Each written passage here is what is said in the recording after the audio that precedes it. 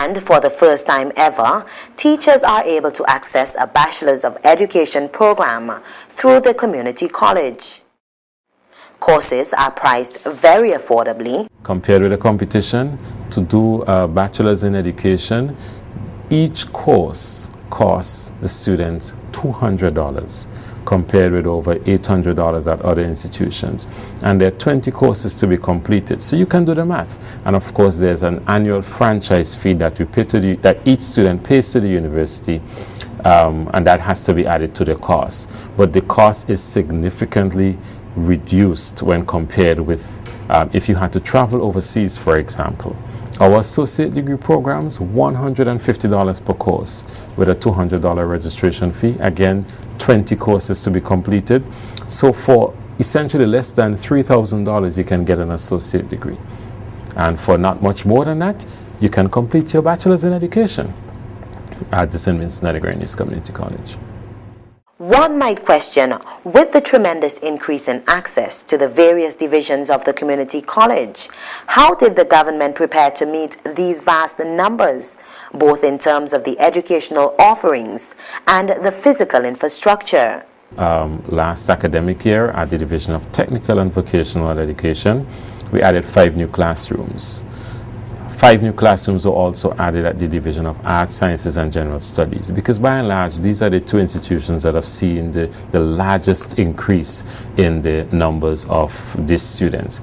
As you see, as the students from, you may remember that in 2005 Universal Secondary Access was introduced, and so 5 years later in 2010 we saw that great influx of students now coming out of the secondary schools into these divisions of the community college. And so we prepared since last year actually and built 10 new classrooms, 5 at Arts, Sciences and General Studies, 5 at Division of Technical and Vocational Education.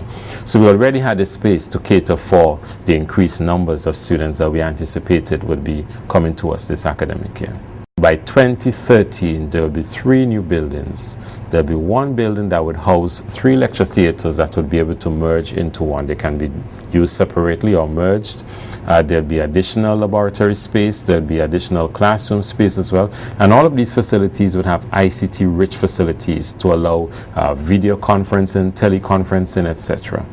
The second main building would be a teacher's block that will accommodate now over 100 staff members, because on completion of these buildings, the Division of Teacher Education would be relocated from Annisville to Villa.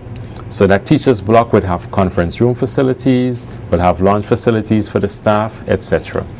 The third main building would be a students' union with an indoor cafeteria. Currently at Arts, Sciences and General Studies, the students eat pretty much on the outside. This new Students' Union building would have a cafeteria where they will be able to eat inside, and they'll be far more comfortable. The other main facility that's going to be happening is the hard courts. Persons always ask, how can you have this many students and not provide sporting facilities? Well, there'll be 2 new hard courts, and there'll also be a playing field with a football field and an athletic track. Those are all going to be complete by 2013.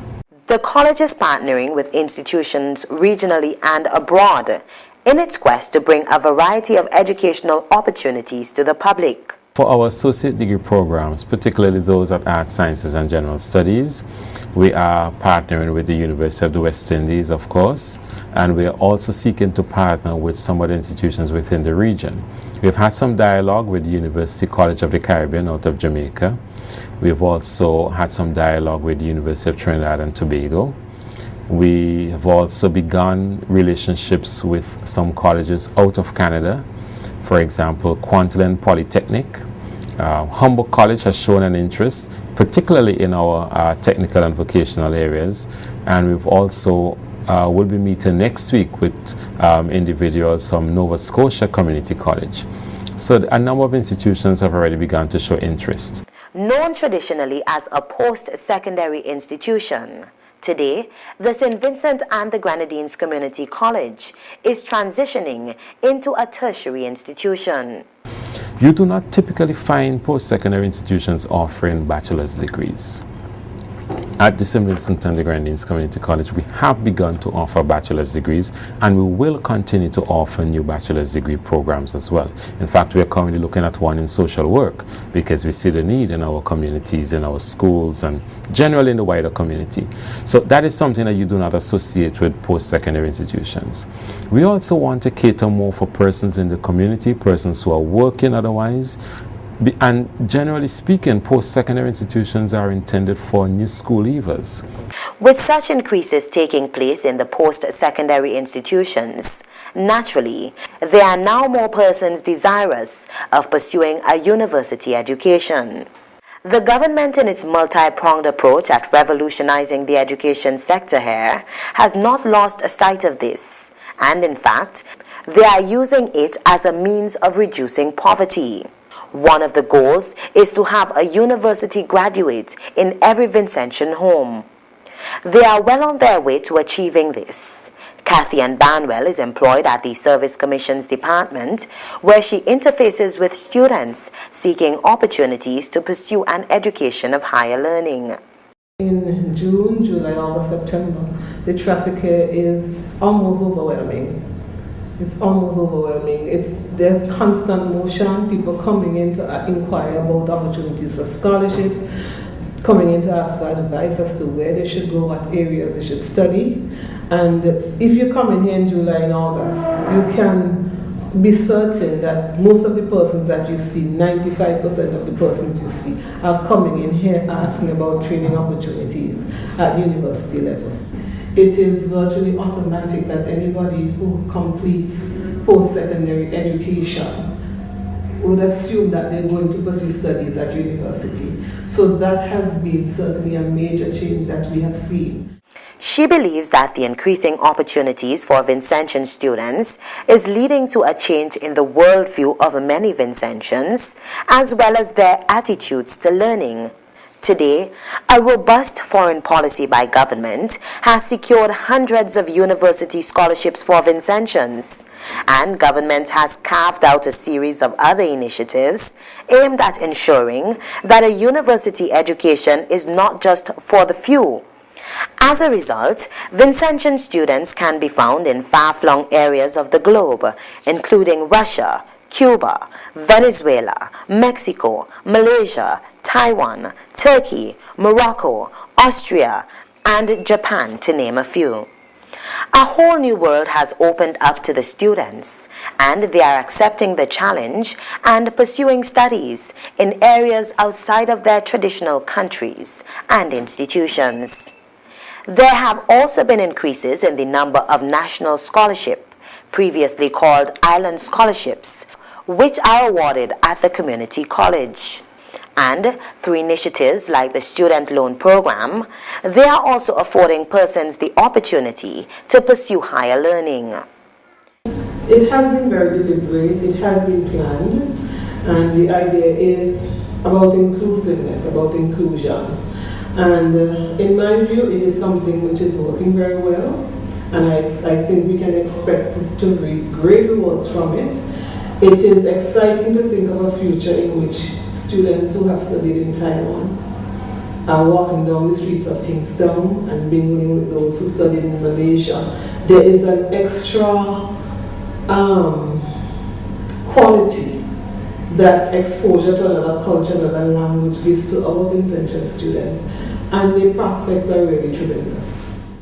The idea of inclusiveness in education, which the Ministry of Education has embraced, is one which Banwell applauds. This inclusion extends to all levels of education, including that of special education. Like in so many other areas of life, there has been a change in the public's attitude to persons with disabilities. Prior to the education revolution, Vincentian's concept of special education was one where persons with disabilities, the School for Children with Special Needs Kingstown, the School for Children with Special Needs Georgetown, or the Sunshine School for Children with Special Needs in Beckway, With the advent of universal secondary education came this country's recognition that it is a signatory to a number of international conventions and initiatives to promote equity and equal educational opportunities for all children. Such commitments include the Convention on the Rights of the Child. Anything and anyone that looked different, people had a particular way of reacting to it. And so persons who had a disability were either locked away, they were exercised, beaten, laughed at, mocked. I think at some point they came to realize that, hey, this is a human being first before the disability. Deputy Chief Education Officer Beverly Neptune is another educator who is passionate about the work which she does. Neptune has responsibility in this area of education. A popular buzzword in the ministry is inclusion, and this approach is evident in the way education is administered. As far as possible, students with disabilities are kept in mainstream education schools, and teachers have taken measures to adjust to their students with impairments. We had the education officer with responsibilities for special education who did some modification to the regular curriculum and did some training with the classroom teachers. And they have had to also learn strategies, perhaps seating arrangements for the particular child, being able to always face the child so that he or she, there's a female and there's a male student, so that they're actually reading the lips of the teachers. So it has been challenging, I suppose, but so far, teachers have been pretty supportive in terms of having them access education in the mainstream. What we've also tried to do is to prepare the students without disability to understand that there are more similarities between them and the person with disability, and they've been quite supportive, I understand, in helping the students operate on a day-to-day basis. A school for children with special needs was also constructed in Georgetown to replace the inadequate facilities that existed previously. And adults have not been left out of the education revolution. The policy that this government seems to have taken is that all of its population should benefit from education, not just the young charges that the state has responsibility for. They have taken the approach. Many of our people, the older people, our education system of the past have failed. And that is undoubted. In every country you have students, you have people who fell through the cracks. In the Caribbean, we have a large number of people who did not complete secondary education. Or if they went to secondary school, they came out with very little qualifications. And unfortunately, we have a number of people who cannot read. So if you're thinking about development, you can't think just about those who are in the education system. That's important because they are the future. But living in the same space is still a number of people who do not have the qualifications that is needed, the skills that are needed to get the type of jobs, to perform in a way that you want to perform in the society. So I think, again, the Ministry of Education has attacked this thing rightfully by not just focusing on the formal education system, but they have gone out and captured people who still need it for improvement. And even when these people have not seen the need for improvement, because it's a crusade, they have done the campaign and they have pulled people in. I know they have even, what they found is that it's mostly the females who are coming out to upgrade themselves, and they went on a special drive to attract young men and older men to come in to learn to read, to upgrade their skills and so forth. So it seems to me to be a very well thought out plan, a plan that is inclusive. They're trying not to leave anyone out, because an uneducated person quite often is one that will create trouble somewhere down the road for the country. When you look into the prisons and so forth, and you examine the demographics of the prison, you realize that many of them have very low levels of education. Their literacy levels are quite low also. Illiteracy is quite high in the prison. So it shows that you have to have that drive. Give a person a skill, make them literate, they're more likely to find a job. They're more likely to not find themselves in trouble. In 2001, a national literacy assessment was conducted, and the report showed that between 9,000 to 10,000 persons here were literacy challenged. The government decided that the best approach to correcting this situation was to have a high-impact program. And so, what was decided was that there would be a specially designed program which would last about 2 years and would target those 9,000 to 10,000 people. The idea was to have classes in every conceivable place, if necessary, so as to capture as many people that they could. Francis Palmer is the coordinator of adult and continuing education in the state. So that was the National Literacy Crusade. We'd have classes everywhere, in shops, on the beach, anywhere, in your backyard, in schools, wherever. And then we would see how many people come out. Well, it was very successful because we managed to actually have nearly 4,000 people stay in a class. Those are the figures. Those figures mean people who actually went the course then over 6 months. It doesn't count those people who came into this program and decided, okay, I have achieved a particular objective and I'm leaving. Because you know, adults have their own goals. So somebody, for argument's sake, might decide, I want to learn simply to fill out my bank slip. When they come to the class and they can fill out their bank slip and do their banking, they decide, okay, that's it, I'm done. And they go. So they would be recorded, but then they might not stay at the end when we took the last statistic. You see what I'm saying? They would not be there. So you see, it might end up that we touched really more than the 3,500 people. Classes started in 2006 and ended in 2008. The crusade was so successfully executed that following its completion, it actually shifted the focus of adult and continuing education. When I look at my statistics here, even from 2009, people accessing the services for literacy, 2009, it said 300 and something people, 324 people. CCSLC, we started the CCSLC for the adults, was only, what, 92. And then for this year,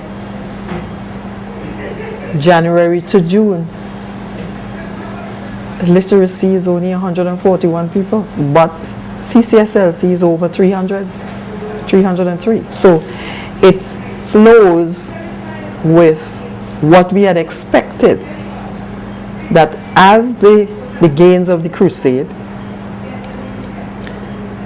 the expansion in the secondary education, as these progress, you are going to have less and less people that are going to be literate challenged. Persons express their needs to the unit, and they then have the task of hiring teachers, finding a venue, and other activities geared at facilitating the public's request. We respond to need.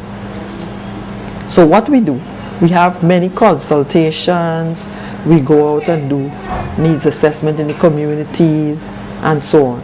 And then of course we can measure too by the walk-in, people walking into the different zonal offices and asking for various things. What has happened in the population of St. Vincent and the Grenadines over the last 9 years is that people's educational level has risen. So what we are finding is that people are coming in more and more for skilled things because they're interested in being prepared and accredited for the CSME, to be able to move around the OECS, to be able to, function at a higher level. Palmer says the idea behind training persons through the adult and continuing education program is to produce an individual that is self-sustaining. If we can produce a person at the end of the line who can create a job for themselves. Adults receive training in a range of skilled areas. They want to do skills in, for example, hospitality areas. Like we have forms out there where people are asking for food and beverage. They call it bartending. They just will put down colloquially bartending. People are coming for art and design. People are coming for electricals, we call it generally. People are coming for things to do with the computer. That is popular in every single zone. People want to learn computer in all its fashions, whether it's the actual word processing and doing things with the computer, doing cards and all these different things, or it's actually doing like maintenance. People are interested, Vincentians are interested in expanding their skill base. Garment construction, better food preparations. Many of the hospitality areas are interested in. Right now people are doing a course in massage. Curious to find out if she found that adult and continuing education has a place in the education revolution, I posed the question to Palmer. What people don't realize is that every single young person has to have a cheerleader. I call the person a cheerleader, meaning somebody who is an encourager behind them, next to them, who makes sure that